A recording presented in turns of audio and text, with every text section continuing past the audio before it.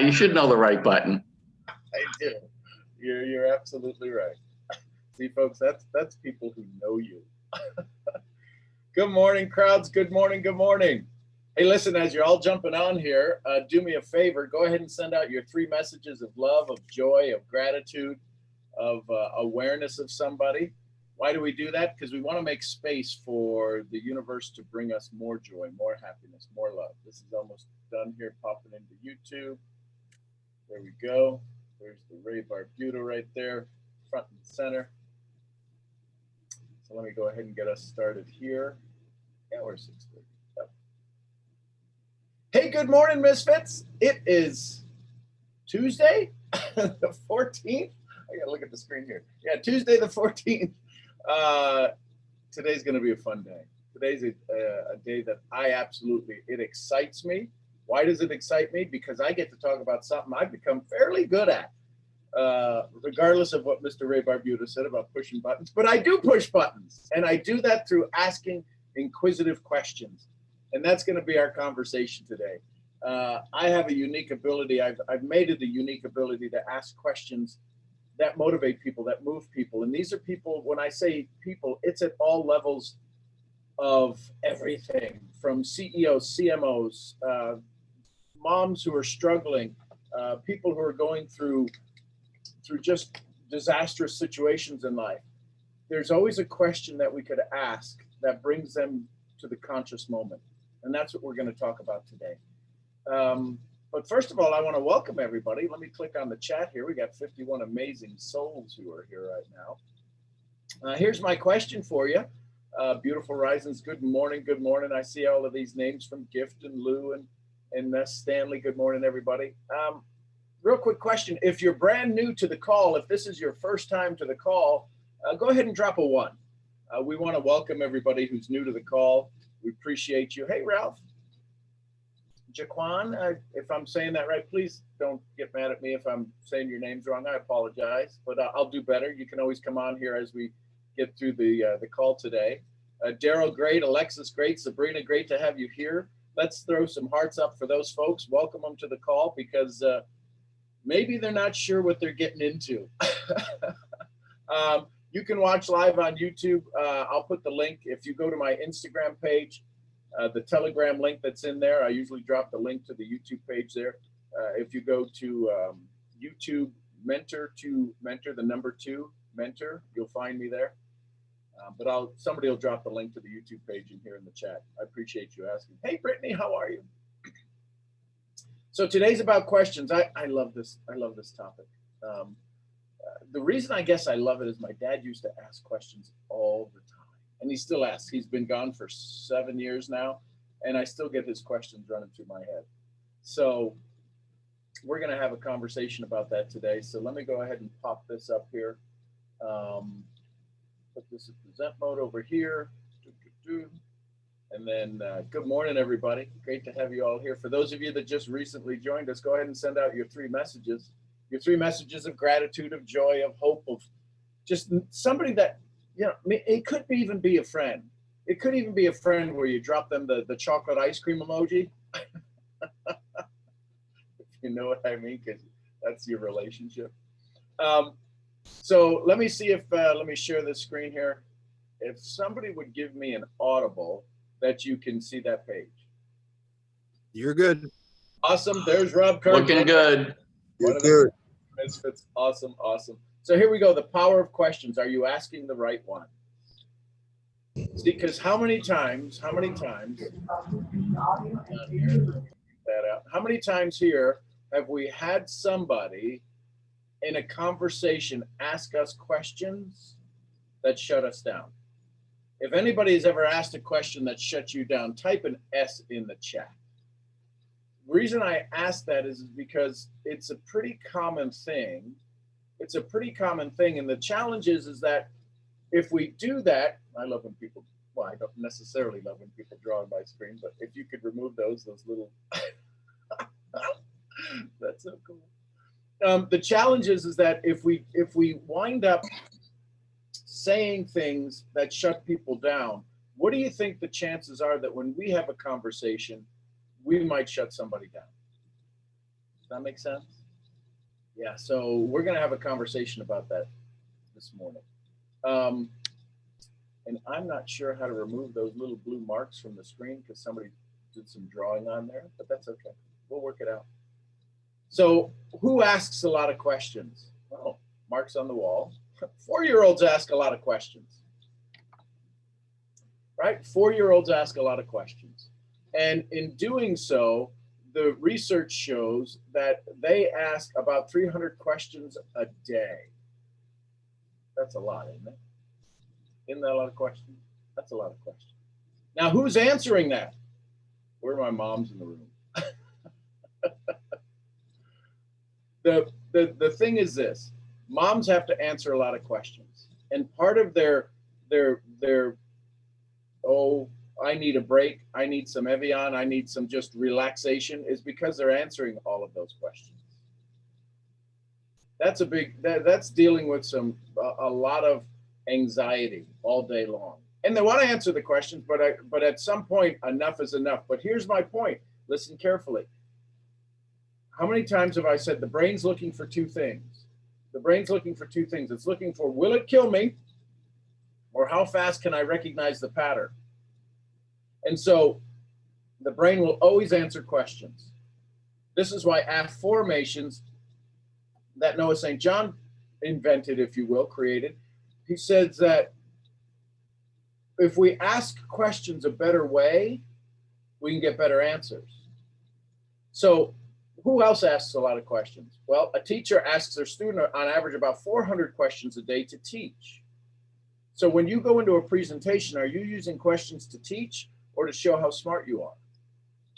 And research shows there's an average of 40,000 questions asked by a child between the ages of 2 to 5. You know what the challenge is? They're in a learning state. They're in a growing state. They're in this moment where they can actually do things to build their life, to have more success. When do we stop asking questions? I'm going to go over a little Harvard study here in just a bit.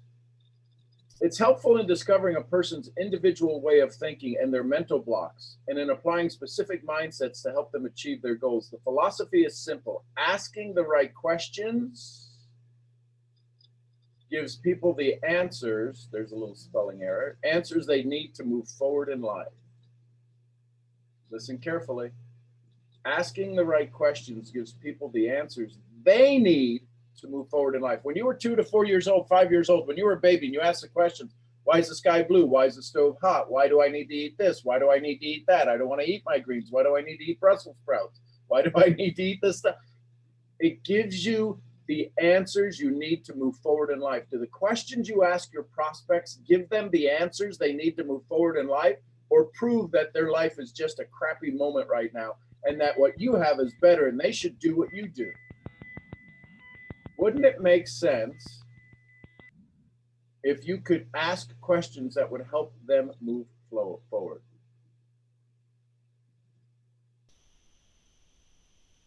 Interesting stuff, isn't it? So that being said, research shows some reasons why we don't ask questions. Listen carefully. This is something that it's kind of a double-edged sword. If we ask someone for help, we validate that person's intelligence. How many of us want to validate somebody smarter than us? Now, I understand the conversation. I understand where you're looking at. We're all entrepreneurs on this call. I get that. I'm always, when I have these conversations with you, I'm asking you to put yourself in the spot of, in the place of, in the position of the prospect. You're the one sharpening your saw. You're the one getting better here every day. You're the one taking yourself to the next level. You're okay with, you're coming here asking me for help. You're showing up here hoping that I provide some value to your conversation. I get that. Why aren't your prospects on this call? Why? A, they may not know about it, but B, this isn't in their realm. So we ask somebody for help. You validate that person's intelligence, making them inclined to feel more positively towards you. There's people who love serial question askers. How many of you have ever asked your upline, your support, maybe somebody who's the grand poobah in your company, you ask them a question, they said, that's a great question. Listen, don't ever hesitate to ask me a question. And we seem to fail to follow up. But they love when we ask questions, don't they? Because we're in a business of cooperation, not competition. And if I can help you get better, I win, you win, we all win. Here's the Harvard study. Many managers don't know how to probe the thought process of their subordinates, colleagues, and bosses. Instead, they make assumptions about the basis of their actions. Now, this is a Harvard study about business. This comes out of like the Harvard Business Review.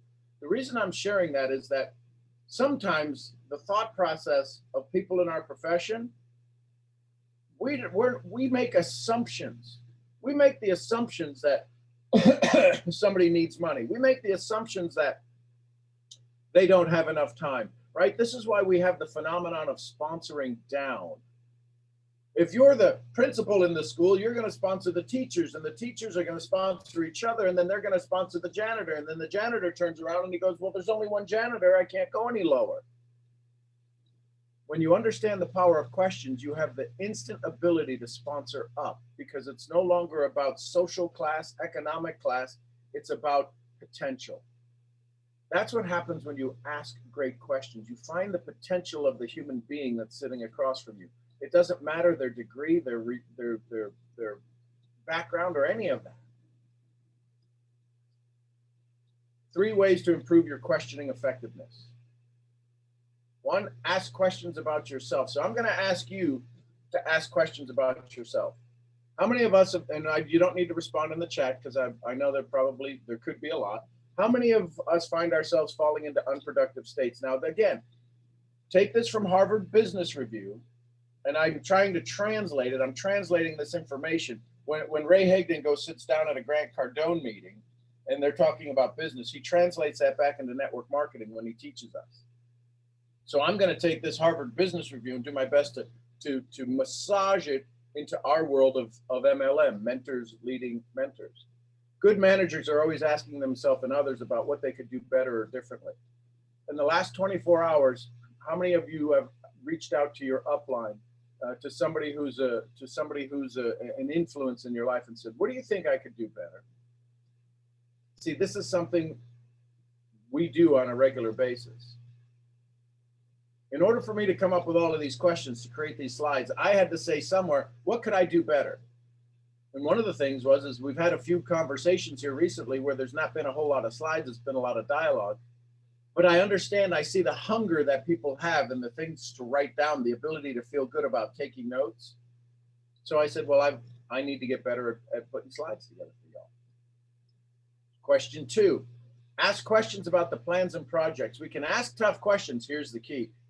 This is out of the Harvard Business Review. It should be done in the spirit of probing in order to accelerate process. How many of our questions are not designed to probe? They're designed to polarize. They're designed to get somebody to go, oh, you're right, I should do what you're doing. The I should questions. Well, could you take some of the questions you currently use? Maybe you're not using a whole lot of questions. Jim Rohn would say there's a clue. How could we use them in the spirit of probing? See, when I ask Mason questions, right, I'm his dad, so all of a sudden, the second I go to start asking questions, I can see his body shift. I go, dude, listen, I just want to help. Is it okay if I help you? Is it okay if I ask you in a way that gets you to look at things a little bit different? He goes, yeah, you can Dyer me. For those of you that don't know, that's Wayne Dyer. Change the way you look at things, and the things you look at change. So he knows that that's what I do on a regular basis to help him see things from a different perspective. Not only mine, I ask him sometimes to look at to look at the situation from his friend's point of view. But it's in this spirit of probing. See, I didn't have the sophisticated language to come up with that little phrase. The spirit of probing. I just didn't want to piss him off. Does that make sense? And here, so one of the things that came up in the Harvard Review is they said this thing about Socratic dialogue. Now, some of you know that I love the Stoics, right? Plato, Socrates, Epictetus. whoever's writing on the board there, if you could erase that, that'd be awesome. I appreciate you. So Socratic dialogue helps a group discover what something is as opposed to what it isn't. It involves group decision-making by consensus. Here's the challenge. Typically in Socratic dialogue, we're talking about a group of anywhere 4 or 5 people up to say 15 people, because above 15, it's a committee, and we know how committees are. Well, how is this possible if you're having a conversation one-on-one? It can be because of all of the thoughts and all of the people that are in their head, all of the old stories that are in their head. But if you do any presentations from the front of the room, if you're doing events, if you're holding Zooms, now you don't have all of the people in the group together with you, but the Socratic dialogue is something that helps people in a group consensus. So, well, let me ask you this. If this stuff is making sense, if you're learning a little bit about questions, just type a Q in the chat for me. Just type a Q in the chat. If this is bringing you some value, learning a little bit different about questions. Let me give you an example. I tell you I always teach by example. What I just did, and this was Socratic dialogue. See, folks, we weren't together in a room, but I put us all together in the chat. You see what just happened? This is the power of understanding human nature. I just got all of these people to agree that they agreed together in unison with a simple voice, the voice being the cue, that caused them to all feel they're on the same page. And when people see that, they see they're part of a community. I know this may be, I don't know if this is advanced or not. I know it was to me when I first learned it. The reason I'm sharing this with you is to show you how you can easily and effortlessly guide a community of people into decision-making process that's best for them. As opposed to how many of you give an amazing presentation, at the end of it, you say, you're ready to get started, and they go, let me think about it. It's because there weren't all these moments during the course of the conversation for them to buy into the conversation. All along, they have to be making an investment in your dialogue, in the words coming out of your cake hole. They need to be buying into that, because my guess is your words are going to be designed to help them do more, be more, have more, but it's more likely that it's something they see as a total contrast to what they normally have done for their success. Does that make sense? So let's keep going on. I got some good questions. So, and the third one is asking questions about the organization. Remember, this comes out of the Harvard study, but asking organizational effectiveness requires questions about the practices, processes, and the structures. So what are the practices you have every morning when you wake up? For you, the person, for you, the business, for you incorporated, because you are an entity, you are an organization. Many of you will eventually be getting an LLC to prove that you're a corporation, for tax benefits, a variety of things. So your organizational effectiveness requires you to ask questions about your practices. What are your practices in the morning? You say you're going to meditate. What do you, if Kathy Loftman was on here, she'd be talking about KPIs, key performance indicators. What are the indicators that let you know on a daily basis that you're performing at your peak potential? Are you reading 10 pages of a good book? What are the key performance indicators that you need to manage in your business? Now, what does that have to do with the prospect? I'm going to get to that in some of the questions. I'm going to give you a list of questions here in a little bit of how to actually help get things started. Why we do things this way? Is there a better approach?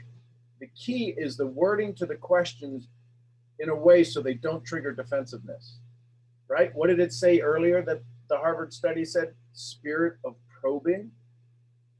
We ask questions like, do you make enough money? Are you happy with all your free time?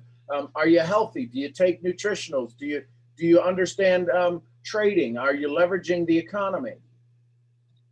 If you're getting people to answer no, I get why we want them to realize there's maybe some different things out there. But when they answer no, what do you think the chances are that they actually come back to a process of somewhere in their past, they had to answer no as well, and it made them feel insufficient. It made them feel inferior. So here's some of my questions. What would be a positive change in your future?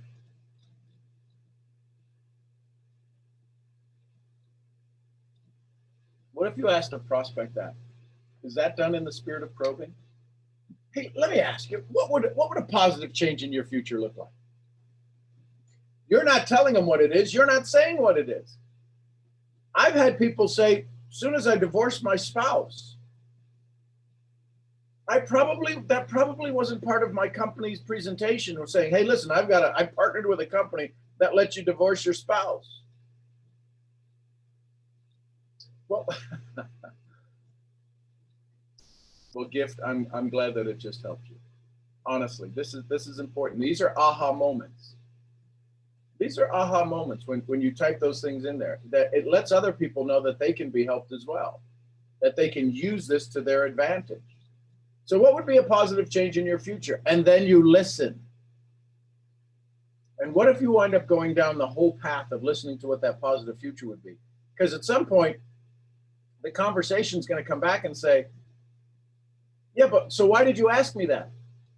Well, because of the system and the team that we have, the community that I'm a part of, we'd like to make sure that that positive future shows up in your life. Would that be okay? Yes, it would. How would I do that? Well, we do have a process. Part of our process is being part of our community. Not only would the positive future that you're looking for happen in your life, but this is what we've helped thousands of other people achieve in their life.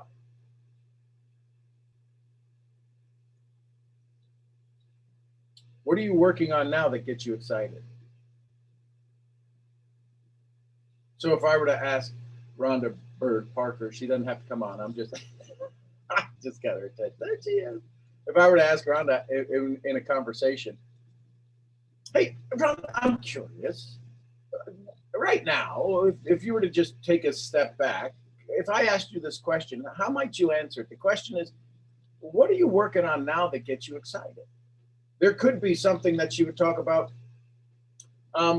She's on her altar group with her church. There's something that she needed. She's working with. She just got this new journal, this new daily devotional that she was absolutely excited about. I can hear her squealing from over here how excited she is to read that book. If I were to ask Ray Barbuto about that, it might be his grandbabies. I promise you, nobody wants to join you in business. Not one soul wants to join you in business. But they want to join you if it can help them work on what they're excited about. Should I continue, folks? Is this valid? Okay. Hey, what is your go-to for increased learning on the topic of your goal?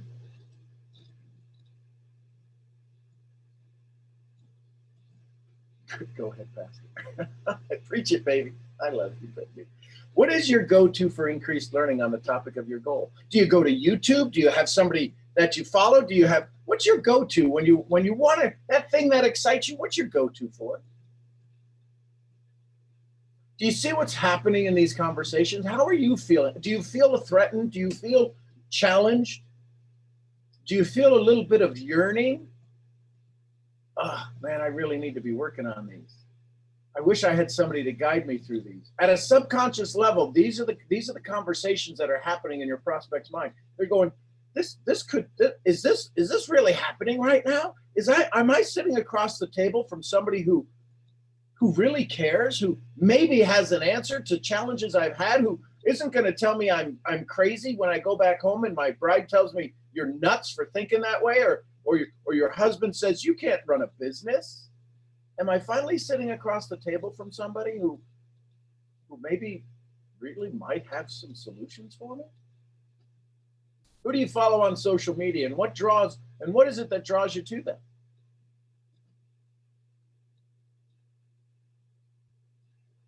Who is it on social media you follow? Now, if they don't know, if they don't have somebody who inspires them and really motivates them. Now, some of you do. Some of you, I've talked with you, and you can tell me the names of social media handles that I have no clue who they are. Oh, I follow so-and-so. A lot of times it could be people like in the entrepreneurial spirit, right? Tony Robbins, Jim Rohn, Bob Proctor, Nick Vujicic. What's the one? The wine guy. Oh my gosh. Gary V. Gary Yeah, V. Gary V. Yeah, Gary V. Right? All of these different souls. Here's my point. Listen carefully. Why do I ask that question? Because I want to understand how they hear learning. I want to understand how they metabolize information. Bob Proctor's conversation is different than Tony V's. I mean, Gary V's. Different than Tony Robbins. Different than Marcus Aurelius, right? Although I don't think Marcus Aurelius has a big social media presence, but he does on YouTube when people talk about him. How long did it prepare you for your current job? Now, I put this one in for our young entrepreneurs. I put this one in there for you because how many of you, let's see, how can I ask you this in the chat? How many of you have gone to university, gone to college, done a study, gotten a degree in a particular field, and you might not be working in that right now? So type a D for different. If you took a study in school, if you went for a degree that you currently have, a bachelor's, a arts major or master's, if you've got a degree and you're not currently working in that field, type a D.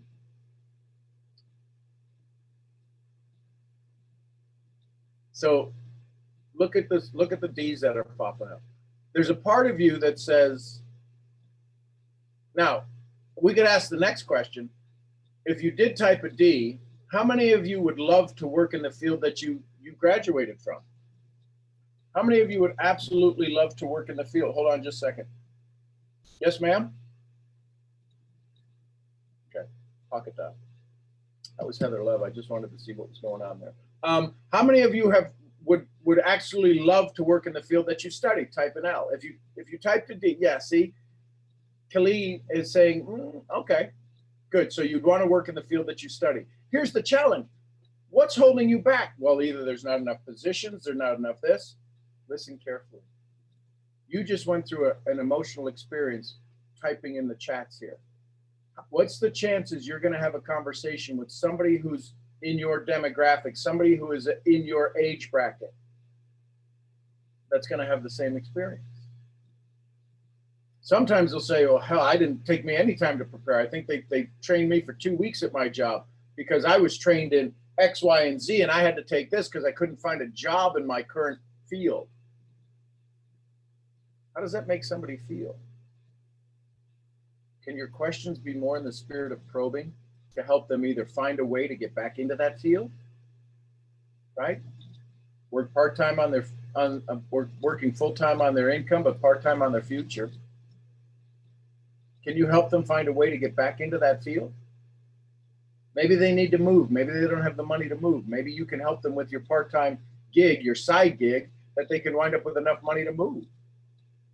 Maybe they need to get one more degree so they could step up from all of the rest of the competition, but to get the degree takes more money. Starting to see how we can change the way we look at things and the things we look at change. What would your friends say about you, that thing that makes you special? You know what happens? It gets people to lean back in their chair and go, I don't know, what would my friends say? What does that tell you? Listen, there's like 17 reasons why I ask the questions I ask. Let me give you one of them why I ask this question. If they don't have friends who are pouring into them, if they don't have friends who are saying wonderful things about them, isn't it possible that it's going to be hard for them to see how wonderful the group is that you have, this group of leadership? How many times has somebody said, man, I'm going to do this, I'm going to rock it to the top, I'm your next gold, I'm the grand poobah, and then you introduce them to the group and they just absolutely disappear. Because the group that you hang around with is so different than any group they may currently hang around with that it's almost frightening. These people that's got to be a cult, right? They come up with all of those sayings. So part of it is finding out so that listen, all we're doing is building a bridge. So if you find out who's the circle they currently run with and you're going to introduce them to this circle, what's your responsibility as the enroller, as the sponsor, as the person who says that you're going to guide them along this path? Your responsibility is to build that bridge. Listen, I'm going to introduce you to some folks who I hang around with. I think you'll like them. They may not be, I know when I first started, they were unlike anybody I would ever have been hanging around with in the past. Right? Because I'd never been in a room of entrepreneurs so focused on achieving success and so focused on helping me achieve success. It was a little bit overwhelming. So is it okay when I bring you to the meeting if I check in with you on how you're feeling? Because you can gauge them, you can help adjust their temperature as they're sitting there in the room. But if you let them, they'll boil over. Anybody ever have a pot boil over on the stove? Yeah, it gets messy. If you were to rate yourself on how consistent you are, what would that look like?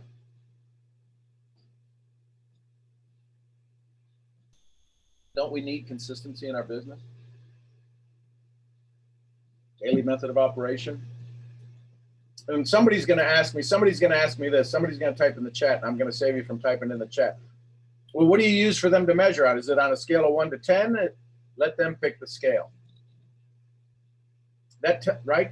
How you answer my questions tells me how you're thinking. But if I inject a value in there, if I inject some information in there, now I'm forcing you to think the way I think. What do you mean, how consistent? Yeah, if you were to give me a gauge, if you were to rate your consistency, how would you rate it? They're either going to say good, bad, or average. If they give you the numbers, they're analytical, right? Well, on a scale of 1 to 10, I would say I'm a 6. Okay, so now they have these benchmarks, they told me more about them. Do you realize it's not the question? What makes these questions powerful, right? You want better answers? Ask better questions. You know what makes these questions powerful? Is the answers that come. But more importantly, it's how you hear them. Kind of like a prayer, right? How many of us pray? And how many of us, the answers have come, but we're too busy praying, thinking that we're praying, and that's given us the badge. We get the gold star for praying. No, I think the gold star comes from when we listen. Does that make sense? We can ask I could mow you over with questions. I don't get paid on asking you questions. I get paid. My gold star comes from listening to the answers you have to make sure that the next step we take together is in harmony. That's all the universe wants to do. That's all anybody when they pray does. When you go to churches, you're looking for harmony. The problem is you get out in the parking lot and you're blowing your horn about the son of a bee who's parked in front of you, or this, that, or the other. Traffic's not moving fast enough. Why isn't the cop directing us out? Why is he letting those people go by? They weren't at church. Well, where did you just leave? I love you, Ray Barbuda.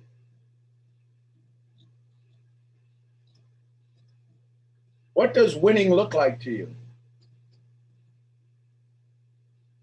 You know, and here's, again, it's if you're reading these like an interrogator, you got to put your own DNA into these things. I always use third party. I always use third party. Why? So it doesn't sound like I'm the interrogator. You know, I remember when my mentor sat me down, he asked me this question. He said, Sean, what does winning look like to you? And you know what? I said, what are you talking about? What do you mean winning? Like, am I in a foot race here? And he kind of chuckled. He said, no. Right now, based upon your current trajectory, okay, based upon where you're wanting to go, what would the next week look like so that you know that you're winning? The next month look like so that you know you were winning, not my winning, you're winning. So I guess that's kind of what I'm asking you. So what you're doing is I'm setting up all of the stumbling blocks that they're going to have in answering that question. I show them how I answer the question to my mentor. And so now all of a sudden they're following that path. I'm kind of directing them by telling them a story without directing them, but I'm telling them how I went through it so that they can feel that they can go through it on their own way. Does that make sense? What does winning feel like to you?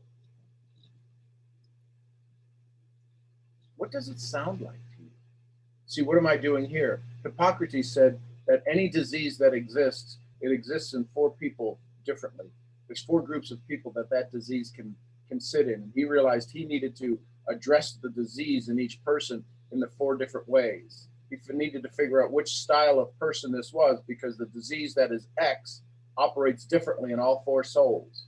So he would find out who, and he realized if I put the person in one of these 4 categories, I can heal them differently. So I'm asking the question a few different ways so that I can hear which soul they are, what kind of person they are. There's a very simple process that I have to teach people how to do that within 90 seconds. But we're talking about this right here for you to feel comfortable to beginning to ask these questions. What would excite you most about achieving your next goal? Not the 10-year goal or the 20-year goal or the 90-day goal, your next goal. My next goal would be pay off my damn credit cards. What will get you excited about that? See, because remember, we've done this in other trainings, is that there's point A and there's point B. Point A is where they make the decision. Point B is where they take the action. We're all good at point A. A lot of us are brilliant at point A, but we really, I don't know how else to say it, we just suck at point B. And point B is where they take the action. The reason is that the story they remember from point A, where they make the decision, doesn't last to point B for them to take action. What happens? That's why we need to go to church every Sunday. You need a little bit of memory. You should be reading your good book every day, 10 pages of a good book every day. We need to remember why we're so good at what we do. It needs to be reinforced. You get them all excited about this. See, the questions that I ask make them think, gets them emotionally engaged in their future. So when they get to point B, they can make the decision to take action. Does that make sense? So that's kind of the conversation on questions today. I've got some advanced level questions that I teach to my students. I don't know if you'd want me to go through them, because they're next level. But I want to give you a sense of those questions that I just showed you are pretty good. They're very good. If you're not asking those kinds of questions, they're pretty darn good. But I go through a whole process to my students, and I teach them these advanced level of questions, because this is what really creates the glue. You can create some great glue, and you're putting stick pins and strings between the other. But all right, so I see some folks wanting it, so I'm going to share. So again, these are advanced. I'm going to suggest you not use these, because you may not know what to do with the answers. And you may not know how to get them back on track. You could derail yourself, but I'm going to show you what, if you happen to go through a course of mine on advanced question asking, these are some of the things we would talk about. How much of your potential do you feel you've tapped into? Now, you have to be able to stand so strong in your shoes that when they resist you on this, because this is this is really getting them to look into their soul. Because now you have to show them that they can start right now to tap into their potential. They can move in this second to tap into their potential. They may not even know what potential they have available to them. Remember, this is the difference. Listen carefully. This is the difference between a coach and a mentor. Some of you are saying this word mentor way the hell too much. And I threw that superlative, that cuss word in there, because you really are. You're giving people mentorship qualities, and they're not mentors. They're just not. A mentor is somebody who will teach you how to do things you didn't know you could do. A coach is somebody who will guide you. A teacher is somebody who will teach you. But a mentor is somebody that lets you walk away with their wisdom, which means you didn't know it before. Bob Proctor, mentor. Jim Rohn, mentor. Tony Robbins, mentor. Socrates, mentor. Guy on YouTube, not so much. Good information. How many times has your certain way changed and what were the results? Now this one, we can go probably 2 hours on. What does Wallace D. Waddell say in his book, Science of Getting Rich? It's not about doing certain things, it's about doing things in a certain way. This is all about awareness. This is about people's methodology. This is about their ability to see life in a new way. This is about how they actually perform on a daily basis. Most people can't answer this question because they don't even know what their certain way is, let alone when it changed. So when I start to have a dialogue, maybe on the second or third interview, see, I call it an interview, not a presentation. I'm finding out, are you worthy of spending time with me? And am I worthy of pouring into you? Am I going to get my return? Because if not, I've got plenty of people I can let you pour into, plenty of people in my community that I could let you sit and have conversations with. But if I'm going to work one-on-one with you, there's an interview process. So I asked this question, how many times has your certain way changed? This may be a 2-hour dialogue just answering this question. Science of Getting Rich is by Wallace D. Waddles, Mia. Wallace D. Waddles. It's actually, you don't have to order it. It's over 100 years old. Isn't that cool? It's over 100 years old, so it's part of public domain. You can just Google it. You'll get it on. You'll get audios and actually the PDF online, so you don't even have to order it. How much of your know-how are you not taking action on? Now, I could ask some of you this. How much of what you know how to do are you not taking action on? Now, again, these are kind of slaps in the face if you're really hearing them for what I'm asking them for. Many of you know how to do so many things, but you're not doing it. There's a difference between knowing how, and then taking action. Follow me? There's a lot of us who are worried about the knowing, right? We're not in the information age. We're in the information overload age. You can get anything. The reason I give you all of this information is because I can give it all to you. You can Google the heck out of stuff like this. I can give you all of this information. And then when I give it to you, it doesn't mean anything. I can give you all of the information, but you don't have me to interpret it. How much of your know-how are you not taking action on? What challenges are you facing in your outer environment, and that may be spelled wrong, an outer environment, that are causing significant struggle on your inner environment? Do you realize how you could just wind up being sat back in your chair? We're going through this on a daily basis. We're going through this on a minute-by-minute basis. We're entrepreneurs. We're sharpening our saw every day. If I were to sit down with you in a one-on-one and I was going to mentor you, I'd ask you, what challenges are you facing? And you'd be like, what are you talking about? And I'd kind of chuckle inside going, how could you not be aware of that? But of course, I could never say that out loud because then I would shut you down. Do you see how questions can shut us down? How many of us have ever been in an argument and we knew how to end the argument because we were so ticked off, we said, you're right. You follow me? Yeah, you're right. You're right. You know what? You're right. Where do you go from there? It's not a matter of about being right. I can put you in such a spot that you would go, you know what? You're right. When I hear those words, it makes my heart just break because I'm sucking at what I'm supposed to be doing. It's not about me being right. It's about the situation. That's right is the words I'm looking for. You know what? That's right. Because if I say, you're right, if I get them to say you're right, I've just put them in a state of shame. You're right, I'm wrong. How good is that? And I'll usually say, well, it's not about me being right. Let's take a look at it again. Let's take a step back. What about that seems correct to you? Because I have to get them to take ownership of it. Because if they're constantly sitting there and every time they have a conversation with me and they say, you're right, you're right, you're right, you're right, you're right. What are they hearing? What are they hearing coming out of my mouth? Listen carefully. If all they're saying is I'm right, I'm right, I'm right, I'm right, the only thing they can hear coming out of my mouth is what? You're wrong.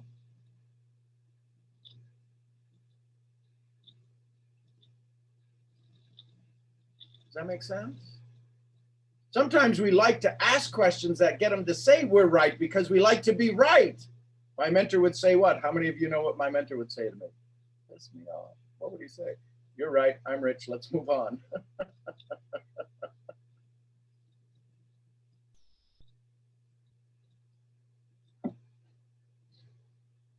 Do you believe you can change the destination you were programmed for?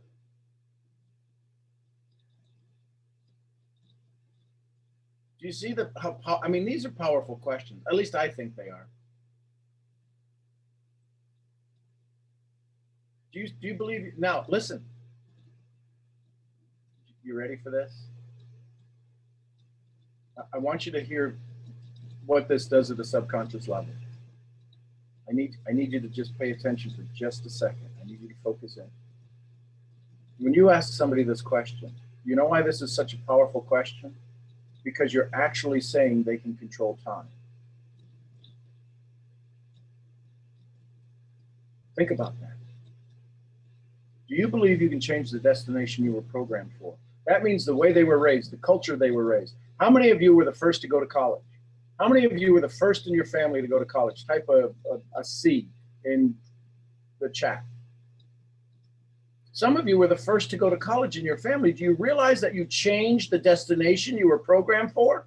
I need you to hear that. You changed the destination you were programmed for. And some of you are not even maybe thinking how powerful that was. You've changed the course of your family. For generations and eons before you, never in anybody's genes was the feeling and the actuality of going to a university to study higher education. You were the first. You changed the program, the destination you were programmed for. And you're struggling in network marketing? I'm sorry. How many of you were the first in your family to go to military? Let me put it this way. How many of you followed in the tradition of your family to go to military? Type an M. If you went into the military because your family has a history in the military, type an M.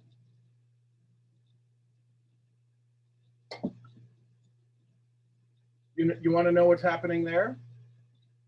Birds of a feather flock together. You're following the tradition. You do things that are stepping out of your family. As you begin to create your success in network marketing, you're going to be the first one to do that. This is even crazier than going to college, being an entrepreneur. That's why Jim Rohn says, right, if you're a kid, you should have 2 bikes, one to ride and one to rent. You should have 2 bikes, one to ride and one to rent. We should teach kids how to have 2 bikes, one to ride and one to rent. Why shouldn't you?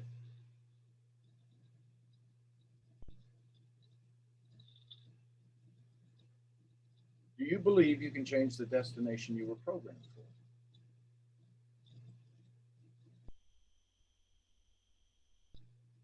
You see, if you start asking these questions, see, if you've got $1 million dreams, you've been asking penny questions. You start asking $1 million questions, guess what happens? The $1 million shows up. You just haven't been asking the universe. If our number one product is people and our number one product we sell is a solution, you need to find a solution that moves people into action. And you've been asking penny questions to get people to make $1 million decisions. You can't do it. You can't move people into action with penny questions. They get that all day long. That's what billboards are for. Stop being a billboard.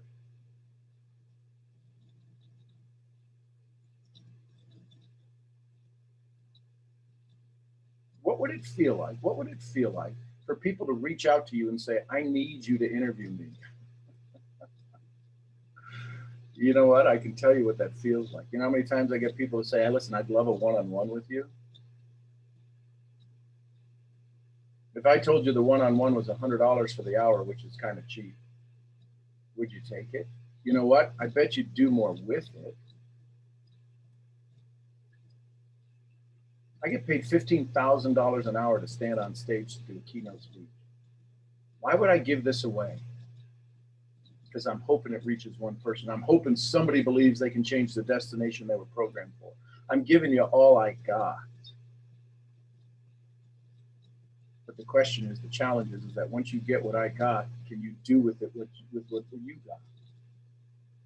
That I know. So this is why I get kind of, I don't want to say yelled at, but sometimes some of my buddies who coach and train go, dude, you're giving them all of this stuff. You're giving them a gun and they don't know how to use it. I go, that's why I'm having calls every day.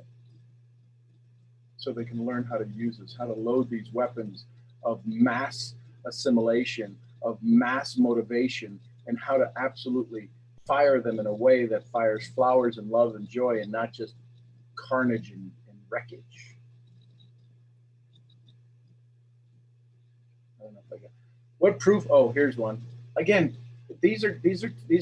I don't encourage. I'd encourage you to ask yourself these questions before you ever go try it, because the response you will get, the results you will get, will sit you back in your chair so hard you're not sure what to go. You're not sure what to go through now. What proof or reassurance do you have access to that proves you can heal yourself?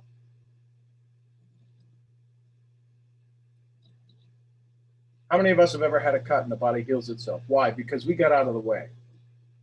We have a disease. We have a cold. We drag out our cold so much longer because we talk about it. Bob Proctor says this: if you want to be rich, don't hang around poor people. Mother Teresa said, don't ever invite me on a march against war, but you invite me to a march for peace, I'm at that one. It's critical that we stop talking about the things we don't want. Scott talked about it on Saturday, this Pollyannic view. It's not a Pollyanna view. It's actually being in control of your vibration. If you say the word HATE, you're killing yourself. You're drinking poison. Oh, I blank that. I don't even like to say it. It's not allowed in my house.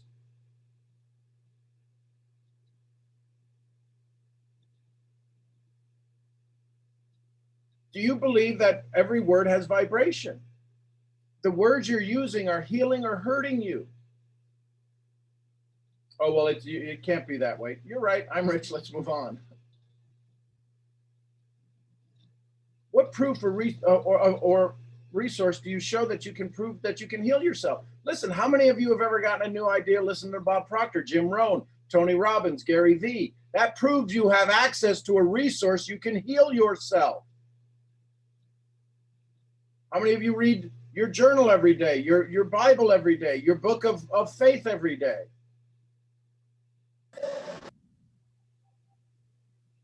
What have you healed yourself from in the past?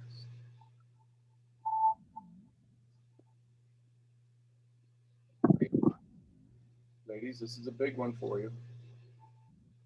When we talk about this, when you have this conversation, and many of you, I'm just going to have a conversation with you. Certain cultures, certain things happen. Bless you, Bree. You're unmuted just in case. Some of you have raised in a culture where girls are not treated, they're treated a certain way. You've had to heal from these situations, conversations.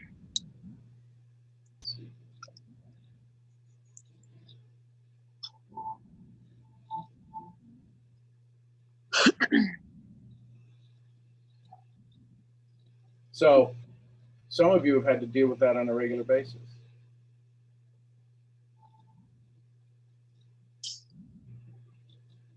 Have you ever had situations that you needed to heal yourself from? What are the chances? What are the chances they're going through that right now? What are the chances somebody's going through that right now?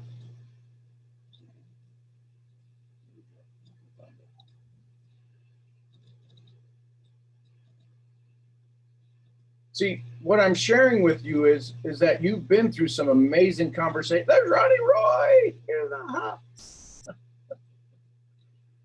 What proof or resource can you point to that shows you have the capacity to influence the direction of your future? See, these questions wouldn't necessarily roll off your tongue right now until you do what? You answer them for yourself. What proof or resource can you point to that shows you have the capacity to influence the direction of your life? Meaning you are controlling time. Time had you planned and programmed to do this, right? What do we do with trees? How do we get an orange apple, right? They splice the tree and they splice in this into that, and they change the future of that tree by adding things in, by splicing new ideas in. That's what you're doing all the time, is you're splicing new ideas. But do you think, let me ask you this. Yes, if you believe, and no, if you don't believe this. Do you believe if you learned how to ask these questions with authority and love, that your conversations would change with your prospects? Type a Y for yes or an N for no.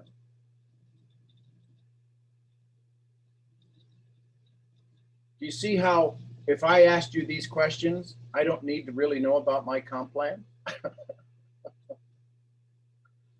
Do you see that I really don't need to know about my ingredients? Because in order to have access to the products that are in today's marketplace, world-class is the minimum requirement. In order for a company to last, in order for a company to continue to grow, in order for a company to stay in business, world-class is the minimum benchmark. If they're not world-class, they will be outed. They will be crushed in this industry. When you learn to ask the power of questions, see, nobody's teaching you how to ask questions because it's kind of a one and done deal. Once you learn how to form and construct questions like these, you can create questions like these for the rest of your life. How many times do you really need to learn a freaking script? God forbid yesterday your company shut down. God forbid yesterday my company shut down. I like to talk about things that can't happen. Wouldn't we all go find a new company? How many of you are going to have to learn a new script? How many are going to have to learn about a new teaching, a new comp plan, a new this, a new management team? For what? Why not learn the essence of humanity? At least that's my take on it. I want to teach you how to live in this world, not in a company. You want to know how I have an organization of over 30,000 people in under 24 months in Latin America? Because these are the philosophies and the conversations that we're having. It's not about the comp plan, although the comp plan's pretty good. It's not about the product, although the product's pretty good, but you could say that about yours as well. Let's see if there's another question here. I think that was it. That was it. Now, again, when I do a training on this, it's a 4-week training. 4-week training on conversations and questions. So, with that being said, raise your hand if you'd like to have any questions or tell us what you learned, what you like. But go ahead and raise your hand, and then I'll pick you and we'll have a conversation. Thank you so much. I have 128 folks here. Y'all are amazing. What'd you learn? What'd you like? Let's see. So, Julie.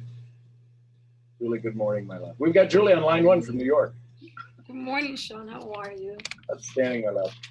Good. So, my question is in regards to the first thing you were speaking about, and you're basically saying how you got to ask questions about yourself, because we usually tend to find ourselves in unproductive states. Mm-hmm. And sometimes, I struggle with this because I feel like I could do more. Mm-hmm. Like there's so much more for me to do, and I feel like I don't do enough. And I start feeling guilty. And instead of, just going through the day and doing what I have to do, I tend to fall back. Mm-hmm. And I was just wondering, what are some, other than questions, what are some recommendations that you have that can help me overcome that? So would you say this pattern that you just talked to me about has been consistent for a little while? Yes, ever since I started this journey. Okay. So you started this journey that was to have what? Success or failure? Success. Success. So if you did the activities that you had, you would have success, right? More success? Yes. So then you got to ask the question, why am I afraid of success? Because you know what failure is like. You were in the military. You were beat up, shut up, put up, and you were rolled in mud and everything else. You've gotten through failure. This is nothing. Right? You're right. This is tougher than a SEAL training because this is all mental, isn't it? And you don't have somebody screaming in your ear, I told you, soldier! Right? Yeah. So you have you screaming in your shoulder going, listen, you're already sexy. You're already hot. What do you need to be successful in business for? I mean, that's happening at a subconscious level. Thank you, Sean. Does that help? Yeah, definitely. So then ask yourself, why am I okay with being successful? Do an affirmation. Why am I okay with being successful? Why am I okay leaving my status? Because if you became more successful, wouldn't your status change? Mm-hmm. Right? Be it married, be it wealthy, be it 6 figures, be it 7 figures, be it whatever, your status would change. So what's the story that you have to tell in the future? So it goes back to that question. Do you believe that you can change the destiny that you were programmed for? Right now, you're staying inside of your programming. Latina woman, single, I'm only allowed to reach to X because that's what everybody in my family told me for generations. Wow. You know I love you, right? You know that's why we're having this conversation. I just had like an aha moment in my head. But see, years ago in the 1600s, they would have called you crazy because nobody has voices in their head. You're having these voices in your head because you're finally taking the time to breathe and listen.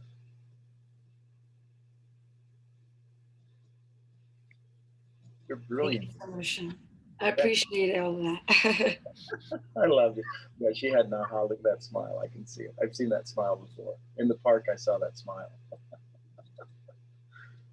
Awesome. So there was Julie. Brittany, good morning, Brittany. Let's go to line 2. We've got Brittany on the call. Brittany's a repeat caller. Good morning. I am a serial listener, yes. So my question revolves around the framework and the structure of this conversation. Okay. So what I see is myself writing these down in my journal, answering them first, sitting on them, going back to read my answers and reflecting. But how do I get these questions out to people within my business and potential people to bring into my business without it feeling like an interrogation? So part of the reason people follow, why do you think people follow leaders? People follow people who have, why do you think people follow people? I think that there's a plethora of reasons. Okay. What would be the top of your list? Money. Okay. So money's one. What would be something that wouldn't be in the financial world? What would be another reason people follow people? Knowledge. Knowledge. So money and knowledge. So do you believe you have the capacity to inform people of methods that could increase their knowledge and money? Yes. The challenge is that when people look at you, that's not necessarily the strength that they see that you have. Not saying they shouldn't, not saying you don't. It's because of your age, your gender, and your race, and your experience. Absolutely. So here's the easiest way out of that hole. How would you like to get out of that hole real easy? I would love it. Help. It's never about what you know. It's about ILT. You've invested, you've learned it, and now you're going to teach it. ILT. Ray Higdon taught me this. ILT. Invest, learn, teach.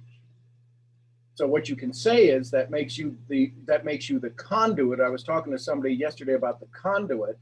Mm-hmm. Some of us are trying to be a picture of success, and we can't. A picture of success is old the second you take it. But what if we were the conduit of success? See, I asked you a question there. See how important questions are. Right. So you would say, hey, listen, I'm excited. I want you all to come to a conversation. I'd love for us to get on a Zoom, my team leaders, my community, because I learned today something I think that's valuable to me. I'd like to share with you. But if you say teach, all of a sudden you've elevated your authority. Sometimes we have to use the words to move people into action that let them feel comfortable with taking action as opposed to our authority. See, even if you share, you're the one, my daddy always said this, the one in the front of the room with the pen makes the most money. You want to be in the front of the room as often as possible. And however you get to the front of the room is immaterial as long as you're in the front of the room. So if you say, listen, I learned something today. Oh my goodness, it blew my mind. I'd love to share it with you. As opposed to, y'all need to get on a conversation. I'm going to teach you something today. Oh, hell yeah, I learned it. Sometimes when we wind up with authority, we wind up having to use it. And because of our status in life, we feel we need to use it in order to get people's attention. I promise you, you get more with honey than you do with vinegar. Absolutely. Does that help? So that's how you go get your good answers. You get your awakenings. This is where you're going to be vulnerable, Breeze. You're going to have to tell the story. Oh my God, I've never thought of these questions. Nobody has ever asked me these questions. I've been around 6- and 7-figure mentors. Nobody has ever asked me these questions. I get on this free call in the morning and all of a sudden this guy is blowing my, and I'm going, oh my God, how come nobody's teaching this? And then I got to realize I have to apologize because I wasn't in the right place to hear it before, but I heard it now. Would it be okay if I shared it with you? How many people do you think we get on that call? Mm-hmm. Mm-hmm. As opposed to you, again, having to be this young, beautiful woman who's got to not only look smart, you've got to dress smart, and you've got to do all of these things that are not required of me. And then you've got to have come with great information. And the first thing they're going to go is, yeah. So you need to go through it to tell your story. That help? Yes, it did. Thank you. Awesome. All right, let's go to, is it Travis? Am I saying that right? It's Travis. Travis. Okay. Good morning, Travis. Yes, What's your question? It was more less of a question and more just a thank you. Say you're awesome. Okay. But I like what you said about I want to teach you how to live in this world. That's dumb, right? Love about how you pretty much dove in and say if you're gonna live in this world, live your life, not be so focused on money, whatever it is that's trying to think that's driving you, not the money you actually desire from what you want. So that's that. Very cool. Well, I'm glad you were here. Thank you. Glad to be here. I appreciate you showing up because here's what you tell me when you show up. You're ready to step up. Right. It's powerful. So I listen. Everybody who sat through this call and took the notes, give yourself some credit today because you just took yourself to a whole new level. I'm going to be as bold and as brave to say you've not heard anything like this before. I'm just going to say that you've heard bits and pieces of it, but you've not heard it strung together. And if you ever want to get part of the next level of education, because folks, what I'm giving you is it's different. Let me put it this way. It's different than what other people give you. The reason it makes sense is because you've heard bits and pieces of it. My focus is in a particular direct order, and I'm giving you what I can give you because this is the giveaway stuff. It sounds a lot. It sounds like over the top, but this is the giveaway stuff. I'm giving you the best to give it away to you because you've got to do the work now, not me. I've done the work. But when you want to take it to the next level, that's when we have the next conversation. And that's the advanced learning. That's when you get this stuff down and you become comfortable with this and you want to take it to the next level, then you can be part of one of those trainings. I'd encourage you. Why? It makes life so much, it makes it so much easier. When you learn the power of being able to listen at such an incredible level and being able to ask questions that they hope you ask them. That's the thing. If you listen properly, this isn't about reading a list of questions. It's about asking questions with such a strategical and surgical precision. They're the next question they want to answer. That's amazing. Great. So let's see. Who else? We got Mia. Good morning, Mia. Well, let's go to line 1. Good morning. Good morning, Mia. My question is that I tend to find myself being like too tired to do certain things that I'm trying to become more consistent in and more disciplined at. I kind of talk myself out of doing certain things that I know that I should do, but I just say I'm tired. I just say I'm tired. Sure. I'm tired. You know, I should do this, but I'm tired. I should do that, but I'm tired. And I'm just trying to figure out a way to better, I guess, self-talk so that I can be more motivated to do more and that it's not a consistent excuse that's getting in my way of doing things, you know? I'm going to make a wild guess here.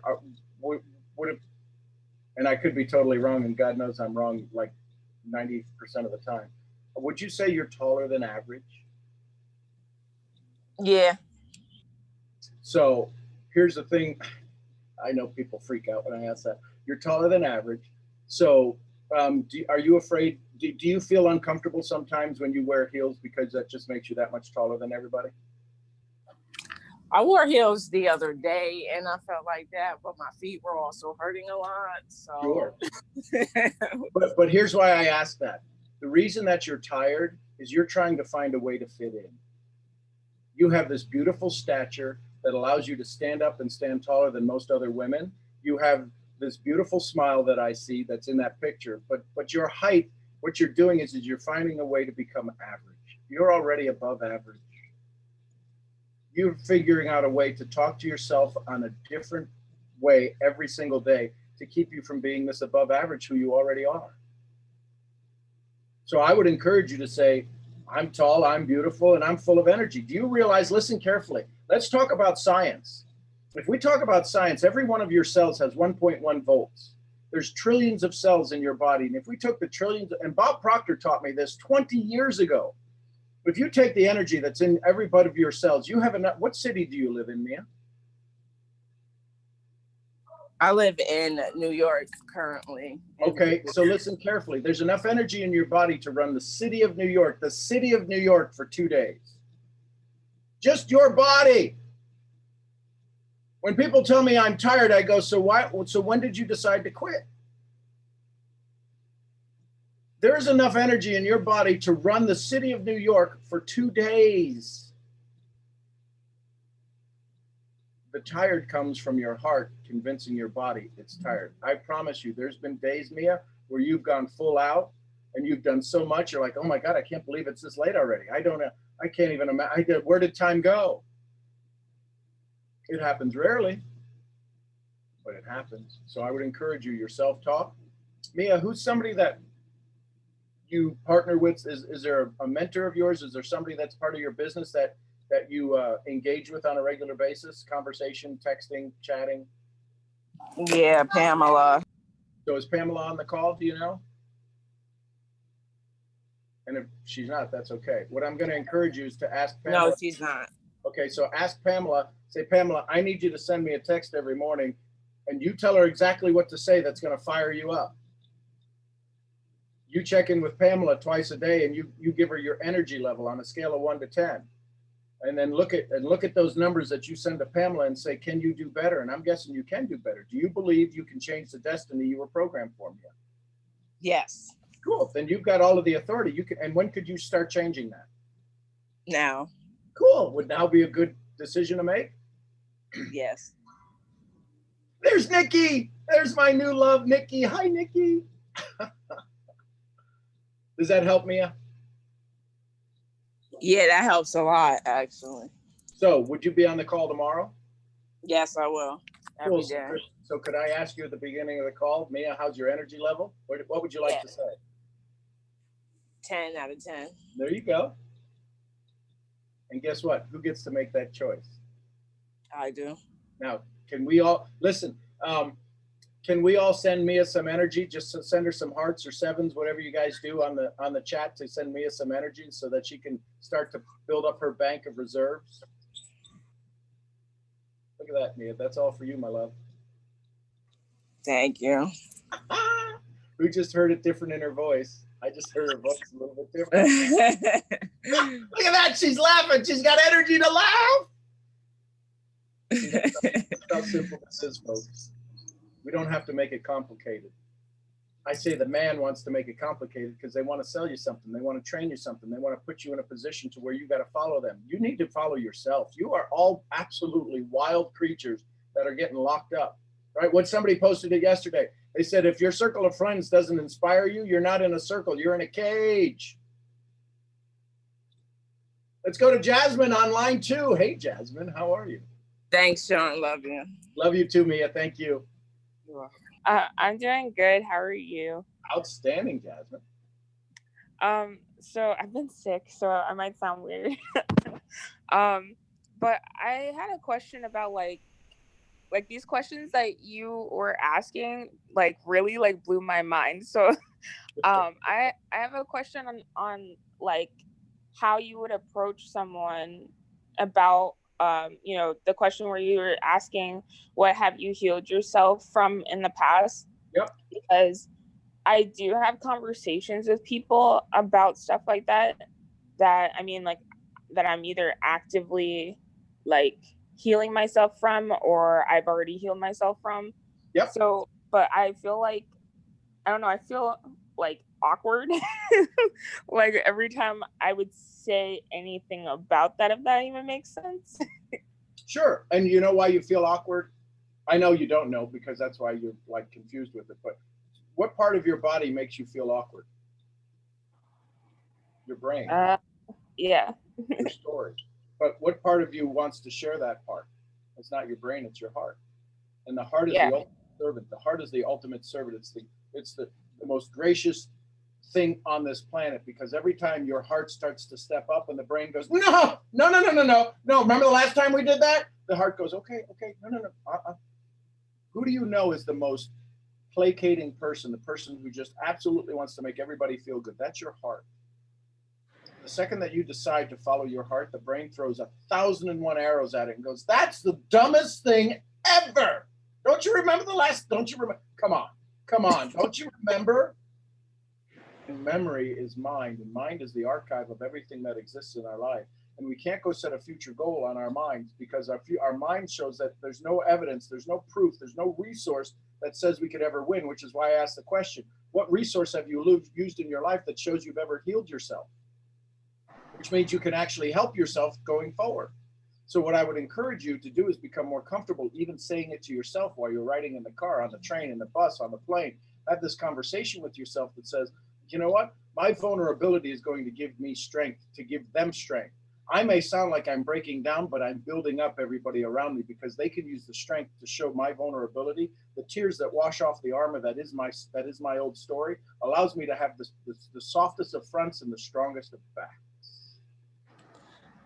I think that like because I'm always I used to be that person who like was just like never felt comfortable crying in front of people. Mm-hmm. And then one of my business partners did like a really powerful speech like at one of our events, and like I like all of a sudden like broke down. Like I wouldn't say it broke down, but like I started just crying out of nowhere, and it just like didn't even stop. But I like was just, it wasn't even like a, you know, like a sad cry. It was just like a grateful cry, like, you know what I mean? And I didn't know, I've like never felt that way. And so it's just like, I don't even know how to like, it was just one of my healing experiences, I guess. Right. And like, I don't know how to, I guess, you know, when I talk to prospects or when I talk to other people in my team like that, I don't know how to like,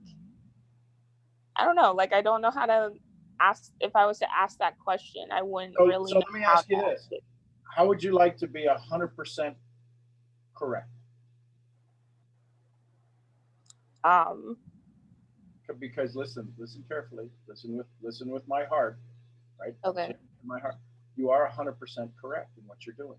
You keep saying you don't know. When you go have a conversation, you don't know. When you're done with the conversation, you don't know because you keep saying you don't know. What if you did know? You hear the language you're using. What if you did know? What if you just to start to say right now, you know what? Every time I have a conversation with my prospects, I hear something special and unique that allow me to know exactly how to be of service to them. Okay. What would change? You're the one that's in media, right? You do media? Yeah. So don't you have to craft the language so that it moves people into action when they hear the media? Yeah. Guess what you're doing? You're crafting it. If you read your script, if you were to write that script, the I don't know what to say and I don't know, if you listen back to this little dialogue, if you were to write that script for somebody to go sell something, would you say they'd ever sell anything? The answer would be no, because all of their say, listen, I don't know what this product does and I don't know how to help you with it and I don't know what to do with it once you get it. So, but you should get started. Okay, I think I understand what you're saying. Right. So just start with writing the script. You write scripts. You understand what it is to move people through a two-dimensional world of media into a three-dimensional action. Right. So start with writing. What is the end of the script? What does the end of the commercial look like when you're done with a prospect? Aren't they happy and getting started? So write the script to get them to be raising their arms going, we win, together we're winning, getting a high five. Okay, I'm gonna do that. Because if you go back and listen to this part, we're 1 minute and 22 minutes in on YouTube. So an hour and 22 minutes in. So just fast forward to 1 hour and 20 minutes and start listening to your dialogue and listening to if you would write a script that way. Okay. And you'll be surprised going, oh my God, there's so much doubt in that script. Nobody would ever buy anything. Does that make sense? Yeah, that makes sense. I'm gonna do that. Thank you for asking. I love you for asking the question. Thank you for being vulnerable to ask that question. I know you may not see it as that, but it really was being vulnerable for you to change the programming to have a future destiny that's different than you thought. Thank you so much. You bet. And ladies and gentlemen, none of these questions are scripted or done before the call. Listen, we got Bona, B-O-N-A with a capital V. Yes, Sean. Is that, did you go to Bonaventure? Yes, good morning. Good morning. How can I be of service? I just want to thank you, Sean, for this wonderful platform. For people like me, I want to thank you and Nano as well.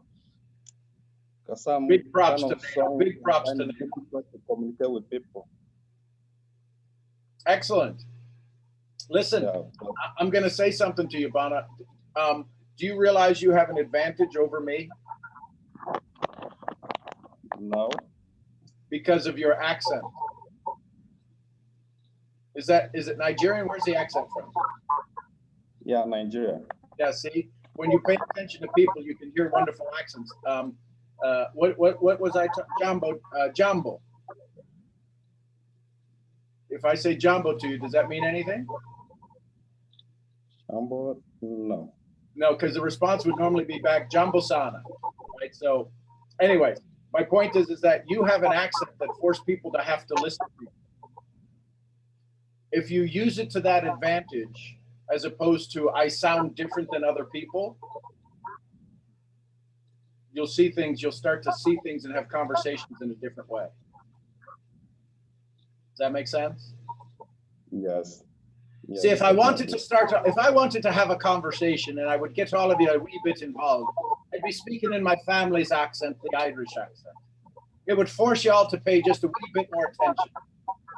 So you have an accent, you get to use it. Now, chances are you may hang around a lot of other people who have a Nigerian accent, but you have an advantage when you have a conversation outside your community because you do have an accent. You say things differently. One of the biggest things you can do in building your business is to make sure people don't look like you, sound like you, talk like you, think like you. You've already got one of those things to your advantage. Okay. Does that make sense? Thanks for showing up. And tell me your name. Sorry? Tell me your name. Bonaventure. Bonaventure. Okay. Great to have you here, Bonaventure. Appreciate you. Thank you so much, Sean. You bet. I'm not sure if there's only one A on here. So A, you raised your hand. Go ahead. Hi, sorry I didn't have a chance to write out my full name. My name is Ashley, but I had a quick question. One, I loved all of your advanced questions. It's actually stuff that I kind of think about on a daily. But the one that stuck out to me was, how much of your potential have you not tapped into? And how do you go about, I guess for me, the hardest thing is, I know there's a lot more that I could be doing or a lot more that I could be tapping into, but I just haven't. So Ashley, real quick, can I ask you 3 quick questions? Okay. Do you have your permission to help? Yes. Permission to make you feel a little bit uncomfortable? Yes. Yes, got a little bit quieter. And permission to take you out of that uncomfortable feeling? Yes. So if you tapped into your potential, here's a tough question. Who would be jealous? Change the way we look at things. See, you know the potential that you have. You know what you can tap into. You know what you could do more of. You're this amazing woman who's absolutely in a man's world, no matter where you step into, right? So there's some prejudged, there's some preconceived notions, there's some stigmas that follow you as this powerful woman who's becoming more powerful in this world. So there's a variety of these things. So if you ask yourself the question, part of you says, the instant part of you, the heart of you says, the caring part of you says, well, nobody would be jealous of me. They all want me to win.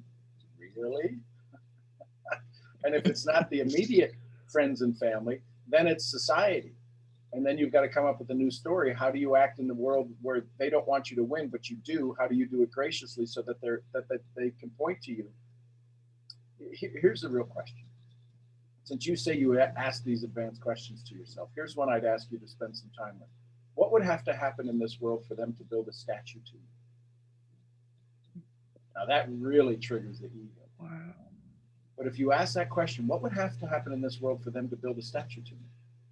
How much joy would you bring to the world? How much graciousness? You couldn't be a witch on a broomstick and they'd try to build a statue to you, would you? No. So what would have to change in the world for them to see you in such a way that they would build a statue to you? Not a question, folks, I would ask on a first date with prospecting.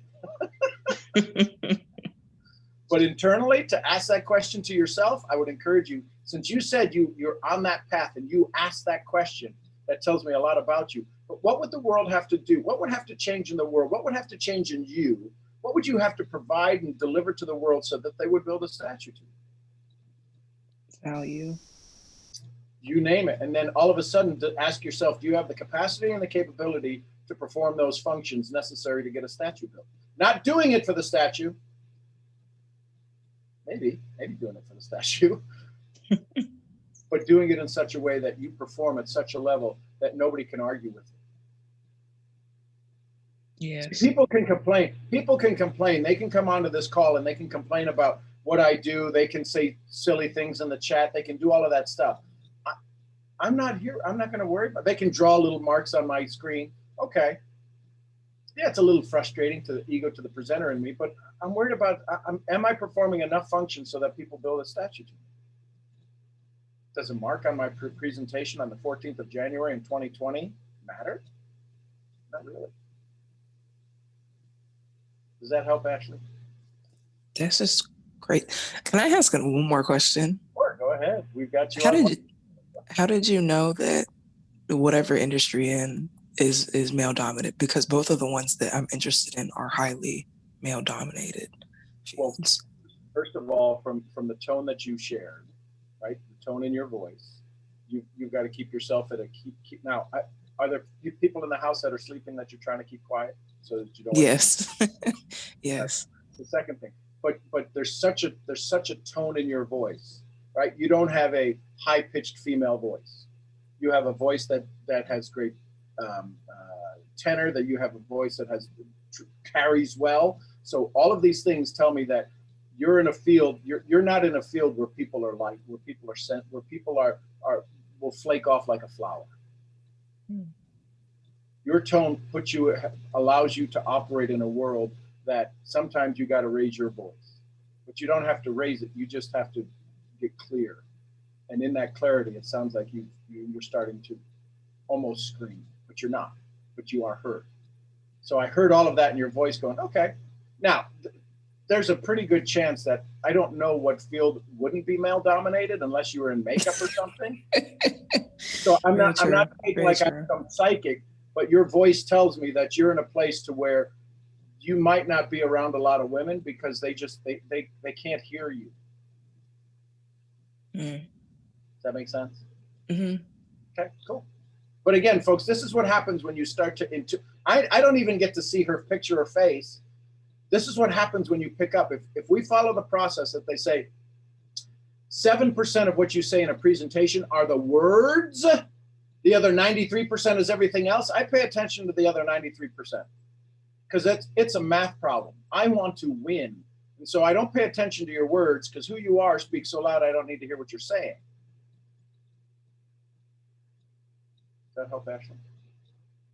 Yes, thank you so much. You bet. Thank you for your call, Ashley. Let's go to Michael on line 3. Hey, Michael. Yo, what's up, brother? How are you doing? I'm doing outstanding. That's awesome. That's awesome. Yo, I just wanted to say, Sean, obviously this was a great call and everything, but one thing that I love that I picked up in the very beginning of the call was when you said to send out those 3 thank you texts. And the reason I say that is because I know you obviously said that before, but obviously I didn't listen. I was like, I don't know if I want to do this, but I did it. I'm too cool for school. I'm too cool for that, yeah. But I did it today and I was at the gym and I'm not going to lie, it put me on a new vibrational level that I've never felt before and it felt amazing. So I'm going to do that every single day. So for anyone else on the call that hasn't done it, I highly suggest it. I can't emphasize enough how amazing I feel from that. So here's the thing, Michael, you gave, right? We love to give. We're all givers. You gave, but you know what you did when you gave? You made space for the new to come in. No, that's what I'm saying. That's what I'm saying. Like your call, like everything you were saying, I was able to absorb even better from doing that. Yep. So, and I'm glad you shared that. That took some chutzpah to share that because you are, again, you're handsome. You've got great dialogue. You've got great speech. You've got great looks. You've got all of this stuff. It could be real easy for you to be too cool for school.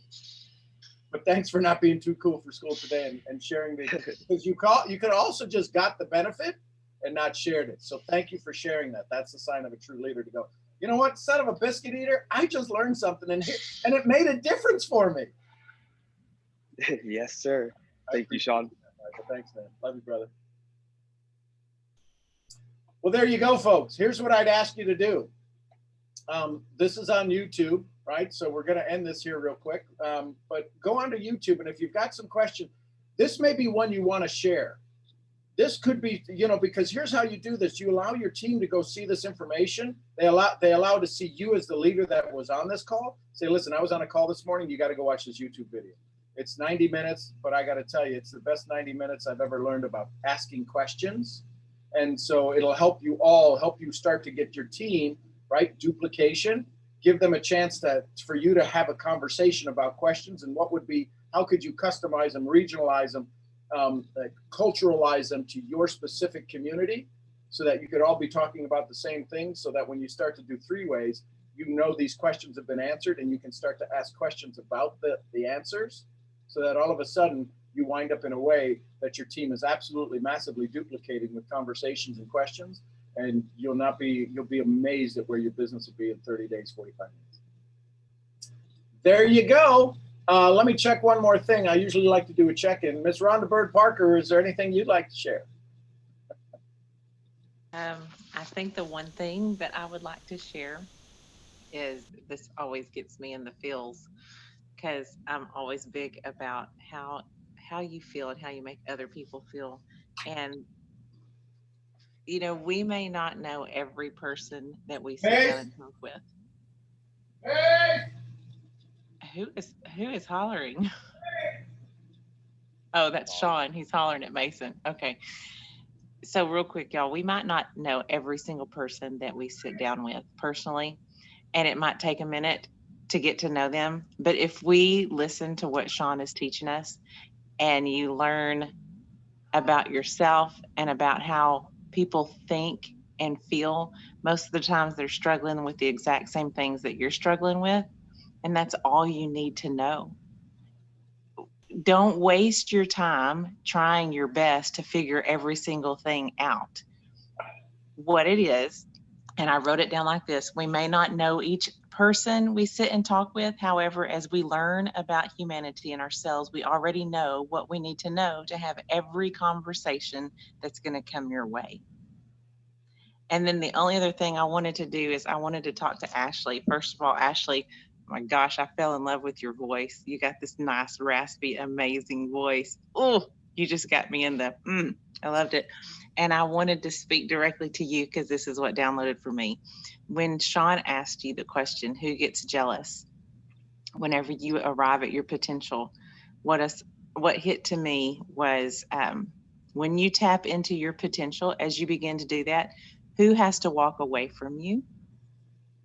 And better yet, as you do that, because I have worked on this, who do you have to walk away from to achieve that potential? And those are hard questions because it might be some people very close to you. And what I mean by walk away is you don't have to leave them, but you got to leave their thoughts about you. And that's hard to do. And Sean goes through some understanding about addiction to approval. And as you go through that, that will go tie back in with the first thing I said. As you lose your addiction to approval, you will realize you have everything inside you to have every conversation that will come to you. And I have worked so hard with Sean over a year now on getting to that point to where I now can finally hear when he does these calls, who you are speaks louder than what you say. And I love that. I love it. So every day I learn another tidbit. And today I learned that just like y'all, I suffer and work through the same things and the same problems and hangups. And I love that I'm on a call with people who aren't scared to say those out loud. And that makes my heart soar. So I love y'all. I hope that helps y'all. Y'all have helped me considerably. So y'all just send me on a whole nother trajectory. And I got to tell you, folks, a year ago, Rhonda wouldn't be showing up on the call just on natural the way she is right now. but she's here. But I'm saying that because she's here because the message is more important than the mess. I think I'll be called the pink bathrobe lady. But this is why we show up. Where do you have the courage to show up? This is why we fall in love with her, is because she's just being real. Now, sometimes we got to be careful when she travels. Sometimes her camera clicks on, and that's a whole nother story. But the point is this: when you start to become more of you, the less of them matter. So, hey, Nikki, are you on here? Still on here, Nikki? Yes, I am. How are you? I'm fantastic. How are you? Outstanding. So, hey, Nikki, you're this amazing entrepreneur. What did you learn? What'd you like from this conversation? I just like everyone's vulnerability. And, you know, I feel like it's amazing when you can open yourself up to so many people that you don't know and never met before, and then actually take advice and use that advice into your business and into your daily life. And just, I love Jasmine. Jasmine's actually a business partner of mine. And it's amazing when we realize that crying is not a bad thing, right? We always think crying, Brittany is so right. Crying is not a bad thing at all. And when we realize how to channel those emotions, all the better. All the better. I just love you and what you're doing. You're just amazing. I hopped on a little bit late, so I have to get into your morning groove. I'm here on the West Coast. Yeah, she's 4:30 in the morning cracking the dawn. You know what? I got to go find a pink bathroom. I mean, that seems to be the thing going on here. That's what I was about to say. I love her pink bathrobe. You go, girl. Yeah. How funny. I heard you say that. Great minds think alike. That's right. Exactly right. Flock together. So here's the thing, folks. Why do I bring on these powerful women and have them feed their input into this? Because I'm a guy. I'm one step above an earthworm. I've just spent a lot of time practicing. But my point is that yes, I have experiences, but there's a lot of women. This industry is women. I bet there's more women. I'm sure there's more women on this call. And so to take what I have to be able to translate it, they can translate it. And you guys, the women, you can hear it easier. So that's why I want to have them share.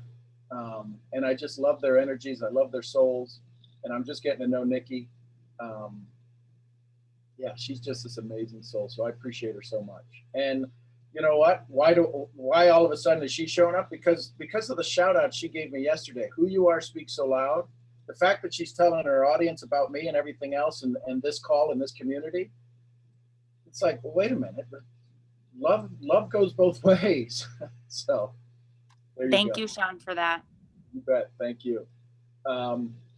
Listen, folks, this is your moment. Do you believe you have a resource available to you that you can change the destiny you were programmed for? It's called your friends. It's called your business partners. So I love you tons. I appreciate you so much. Ray, thanks. Good to see you. Ray Barbuto in here. Ray, how many years profession? 26 years in the profession? 24. 24. Then you got Ronnie Roy and his bride, Paulette. They're 26 years, 27 years in the profession. Why do they show up? Because we're friends. We're friends. I love when my friends show up. And I'll see about, I'm a 2X in the bathrobe just in case. There you go, folks. Y'all have an amazing day. And I appreciate you so much. Thanks for going to make the world a better place. But start with you. Start with yours. And Michael, thanks for sharing that aha moment of sending out the joy and sending out the love and feeling better and hearing the rest of the presentation. Folks, I don't know if you grasp what I grasp. The absolute world-changing, world-thinking, world leaders that are on this call. We are handing the world over to you, by the way, FYI. What are you going to do with it? What are you going to do with your world? Start with yours and it'll make the rest of ours better. Love you tons. I'm Sean Murphy, founder of Mental Profits. I'll see y'all where? At the next event. Till then, bye for now. Y'all say bye to each other. Hey, make your day special for someone else today. There you go. Bye, everyone. Have an amazing, safe, Take and care, everybody. blessed, prosperous day. Bye, y'all. Have a good day. Bye. See you guys. Have a positive, Bye. progressive, and powerful day, everybody. Blessed day, you guys. Everybody have a beautiful day. Everybody.